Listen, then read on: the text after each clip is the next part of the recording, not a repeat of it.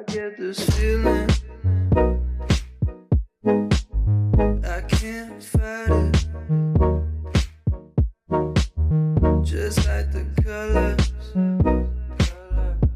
on the inside of my eyelids.